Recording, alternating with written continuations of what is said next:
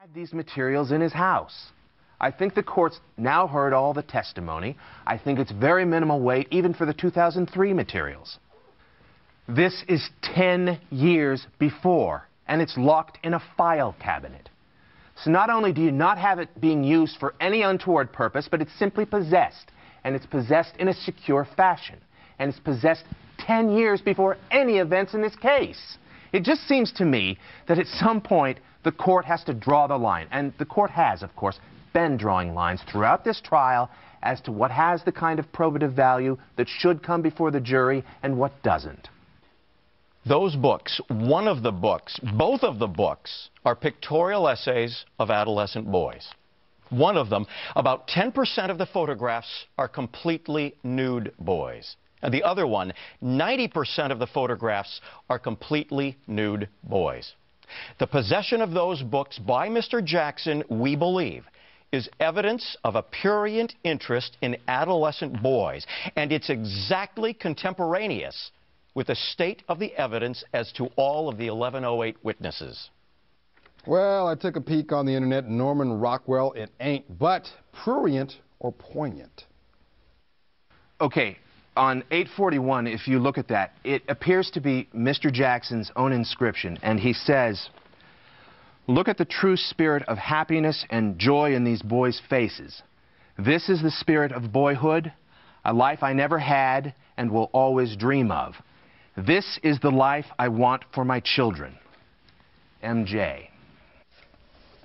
Now, of course, well, I should say, of course, I'm sounding like Howard Weitzman now. The judge let this stuff in. Hello, guys. Good Welcome morning, back. Good evening. The idea that, go for it, Howard, go for it. I heard Bob Sanger tell this judge that he's drawn some lines. The only line this judge wants to draw is at sentencing. Oh, that's no. way Howard. too hard. All right, let's start at the beginning. Let's start at the beginning. Hold on, let's back up. Let's back up. Let's lay some foundation for our viewers so that everybody can catch up and be on the same page. What happened here is an argument outside the presence of the jurors with respect to some items seized from, not this case, we've heard about books and magazines seized in this case with fingerprints and some other indications that they were used or shown to Gavin and his brother in this case. These are not those materials. These are materials from 1993. They've been locked in a file cabinet in Jackson's house, and they've been in police custody since the 1993 investigation. What they're trying to show under Rule 1108, which, as we know, has to do with prior bad acts, prior uncharged misconduct, which is specifically written so that it will show a propensity on the part of a defendant to molest children. Right. That's the argument as to why it got in. And, of course, the inscription means that it doesn't show that propensity at all. It fits in neatly with the defense theory. And what is that inscription? The inscription, of course, is look at the true spirit of happiness and joy in these boys' faces. It's the spirit of boyhood, a life I'll never have that I want for my children. That's exactly the defense theory. It fits in perfectly with the defense theory. But even having said that, it's ridiculous that this would come into evidence. But doesn't it support the 1993 charge, which is in this case? You mean the charge that never took place? You said in the charge that didn't get prosecuted, although it was investigated and only dropped after, as far as the law is concerned. It was only dropped after you got all that money for your client. Yeah, that was your case, wasn't it? After your client gave all that money to the family of Jordy. You said the prosecution came out swinging. All I thought about was Don Quixote and swinging at windmills. Oh, Howard waxes poetic. Very good. Don't quit your day job, Howard. It wasn't that good. Next, do you want to be a billionaire or a millionaire or as rich as Howard Weitzman, Rikki Klieman, and Sean Chapman-Holly? Under questioning by Assistant District Attorney Gordon Auchincloss, bank manager Beverly Wagner describes how to cash a monster check. Do you recognize that check? Yes. How is it that you recognize that check? From the name on the account and the routing number for U.S. Bank and the account number. All right. Did you participate personally in the cashing of that check as branch manager for U.S. Bank? Yes. And were you working at the Santa Monica branch at that time? Yes. And how is it that you personally participated in the cashing of that check? This is way above the approval limit for a branch manager, and I had to get authority to even cash the check, so it had to come through my hands. How much is that check for? $1 million. And can you tell me in what manner that check was cashed? In other words, was it deposited? Did the bank disperse those funds in other methods? Tell me exactly how the individual cashed that check. Cash. They walked in with this check and walked out with $1 million in cash. Yes. Did the bank have to make any special arrangements to put together that much money in cash? Yes. How much advance time is necessary for an individual to notify the bank that it will need to have certain funds on hand for a large cash disbursement like this? Objection, relevance? Overruled. You may answer. A minimum of about 7 days. All right. I now show you Exhibit 419, page 3. Did you also participate in the cashing of that check? Yes. That check is for how much? $500,000. And did the same individual who cashed this first check cash that second check? Yes. Was this check also cashed for currency? Yes. So the individual walked in with this check and walked out with $500,000 in U.S. currency. Yes. The individual who cashed these two checks, what is his name? Fred Schaffel. Fred Schaffel is Mark Schaffel, who we refer to. His name is Frederick Mark Schaffel. A lot of money going on here. A lot of money. In cash, too, folks. It's a lot of money going on. I still would like to know what was the satchel that this $1 million in cash went into. How do you carry $1 million? But the reality is, even I, who am in this seat, going to defend the prosecution in this case, I don't understand why this is in evidence. Well, doesn't it go to, Howard and Sean, doesn't it go to the idea that they needed some cash on hand because they were whisking these folks off, secreting them off, or attempting to, or planning to Brazil or other parts? They needed cash on hand.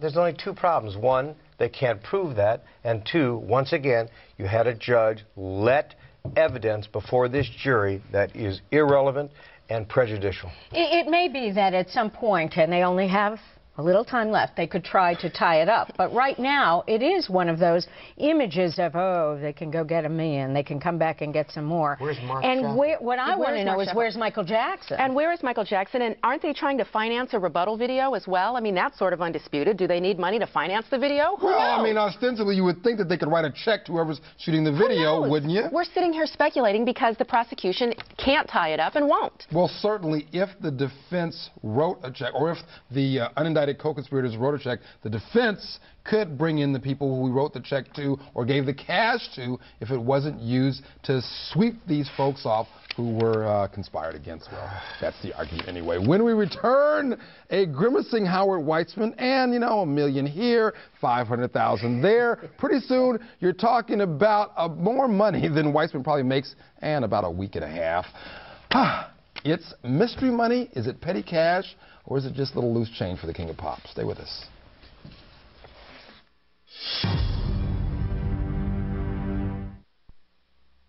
The reenactments and commentary in this program may contain frank talk of a sexual nature. Viewer discretion is advised. Welcome back. What is the story with the mysterious check for $1 million cashed by Mark Schaffel, Michael Jackson's associate, whose full name is Frederick Mark Schaffel? We learned that from the indictment. And then there's that tiny check for, $500,000. Was it hush money? Was it used to secrete the accuser and his folks off to some foreign land? Well, here's how bank manager Beverly Wagner responded to cross-examination according to the courtroom transcripts. And now you've identified two checks, and you're telling us on these two checks, Exhibits 418 and 419, page 3 in each one, that you personally participated in those transactions? Yes, sir. So you remember Mr. Schaffel coming in and getting cash for those two checks, is that correct? Yes, sir. All right. Now, you see my client, Mr. Jackson, sitting there, correct? Yes, sir. Okay. Did Mr. Jackson come in the bank? No. Have you ever seen Mr. Jackson before in person? No. Okay. Were you aware that Mr. Schaffel was a customer of the bank? Yes. Okay. And you knew that personally, is that correct? Yes. And you knew it personally in part because you cashed these two checks for him, right? Yes. Did you have other dealings with him? No. So the two times you really remember seeing Mr. Schaffel in person were with regard to these two checks, is that right? Yes. Okay, all right. A little hesitancy. You may have seen them. More than twice, yes. But the two that stick out in your mind were these two, I take it? Yes, sir. Next, who signed on the dotted line? I guess what I'm getting at is, to cash these checks, you had to make sure he really was a customer of your bank, right? Yes, sir. All right. And had he been a customer of your bank for a long time? Yes.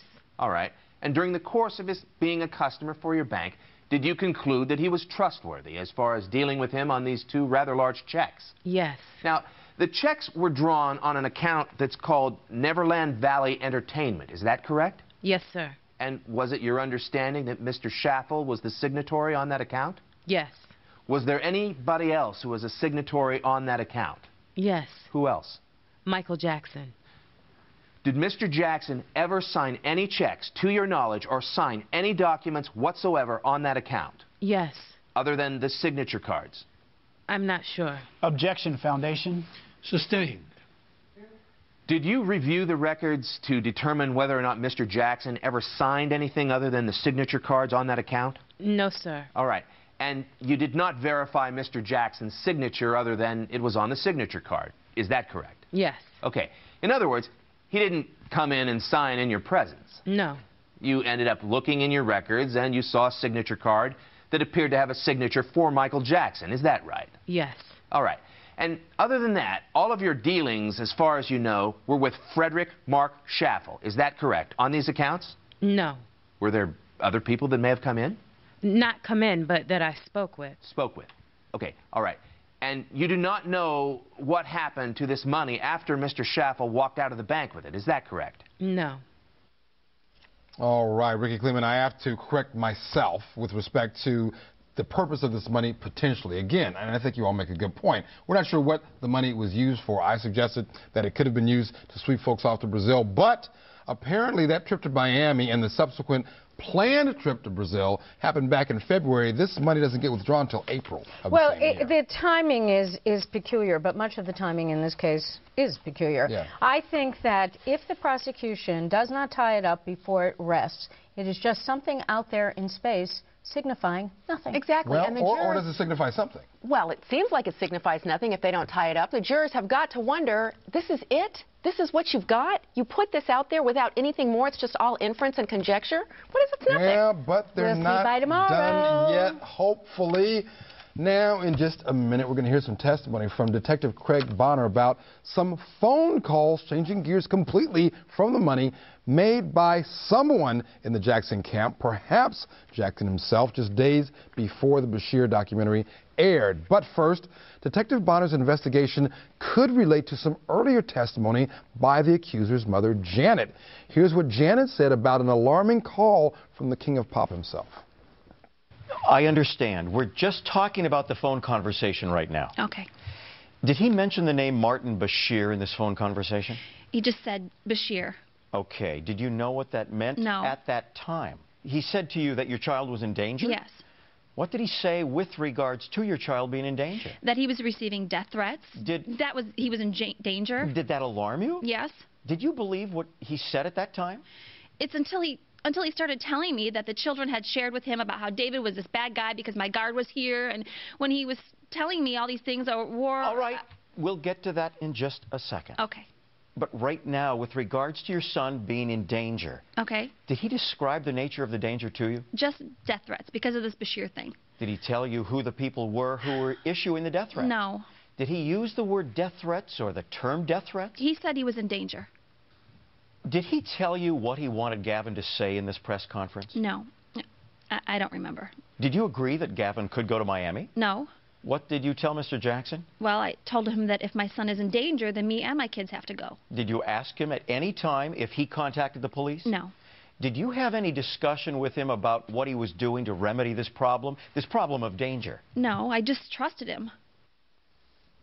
On direct examination, Detective Bonner confirms that a phone call was made from the presidential suite at the Turnberry Hotel in Miami to the L.A. home of Janet's then-boyfriend, now second husband, and Gavin's stepfather. I'm going to put on the screen Exhibit 202, page 6, and the call that you're referring to. Is that the first entry for the date of 2/5 on this exhibit?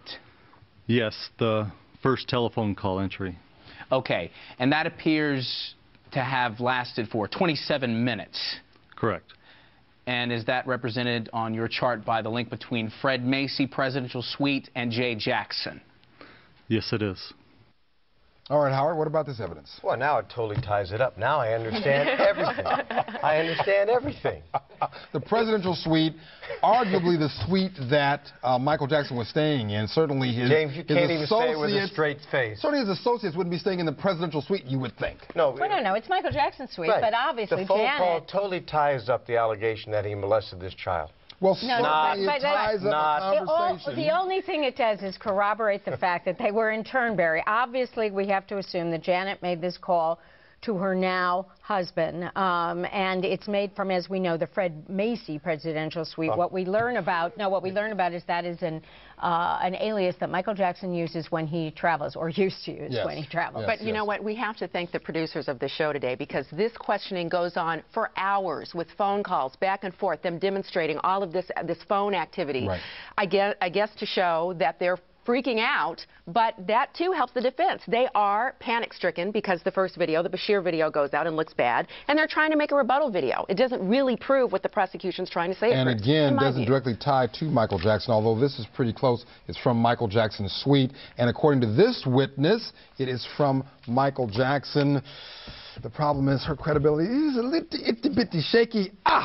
When we return, if a call goes out from a luxury suite, you like that, didn't you? Does it mean that the king of pop is on the line? Stay with us. Litty itty bitty.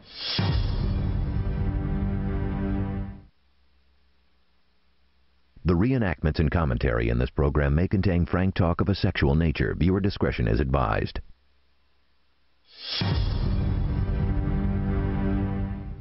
Welcome back. Did Michael Jackson definitely call the accuser's mother from that Turnberry suite? Well, here's how Detective Bonner responded to questions along that line on cross-examination according to the courtroom transcripts. Okay, some big picture questions. First of all, I don't really want to go through the exact times of minutes of everything, but there are some big picture questions. First of all, in all these phone records that you analyzed, were you able to determine from the phone records whether or not Michael Jackson was ever on a single call? No. All right. Another overall question. When there are phone calls that are placed to, they're coming into a place like the Turnberry or one of the other hotels, those calls go to a switchboard, is that correct? Correct. And then the switchboard would send the calls to particular rooms or particular staff people or guests or whatever, correct? Correct. And so, number one, you have no way of determining where those calls ended up, correct? Other than to say they went to the Turnberry itself, no. That's right. As far as you could trace it, it got to the reception desk, and then where it went from there, we don't know. Correct. Okay.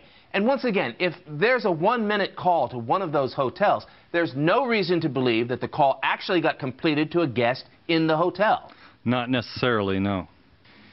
In your investigation, the course of your investigation, did you determine that the presidential suite was a multi-room suite? Not personally, no. You heard that, though? I have heard that, yes. Do you know how many telephones were located in that suite? I do not. Do you know how many people associated with MJJ Productions or with other people in this case or in or out of this case, how many people were associated with that room? I don't know. Do you know how many people came in and out of that room? No, I do not. Do you know how many people used the phone or phones in that room? Of course not. Pardon? Of course not. All right, gang, as we wrap this up, I want to deal with two issues. What is left for the prosecution to do? Howard Weissman, I know he's going to say they need to put on a case. And what do we have to look forward to from the defense? Sean? Well, you know, the bold move from the defense would be to put on nothing at all. This prosecution case was so lackluster, they would have to be very courageous to put nothing on, but it would also be very effective. Yeah. I think that Mesereau, though, can't resist. He's got a lot of very compelling evidence, I understand, and I think that we have that to look forward to. What does the prosecution have left to do now to tie up? Well, it has been said, and we will know by our show tomorrow, that they have a blockbuster witness left. Now, we will find out. And this is for all of our viewers, including us. If they do not have a blockbuster witness left, they are simply tying up the loose ends, particularly pertaining to the conspiracy count, and then they're done. What about that, Howard? Let's see if they have Mark Chaffel on tomorrow, because that's the only thing I think they could do. Taking the immunity. To change it, because today they proved a lot. They proved that 10 or 12-year-old pictures had nothing to do with this case. They put on banking evidence and phone calls and didn't tie them to Michael Jackson. So they had a banner date. Rumors also abound that Michael Jackson may take the stand. What do you think? Quickly. I've always said Mesereau is pro having Jackson take the stand. I will put him on the stand. He doesn't need to. All right, we'll see what's going to happen with that. So, James, I just want to correct one thing I said quickly, if I may. If the date of that 27-minute phone call was when Janet was already there, then it could be hers. If it's before she got there, then it's Michael's or somebody else's. That's it. Interesting. Well, we have to leave it right there. What is left, we ask you now, for the prosecution? Are they ending with a bang or a bust? Something in between?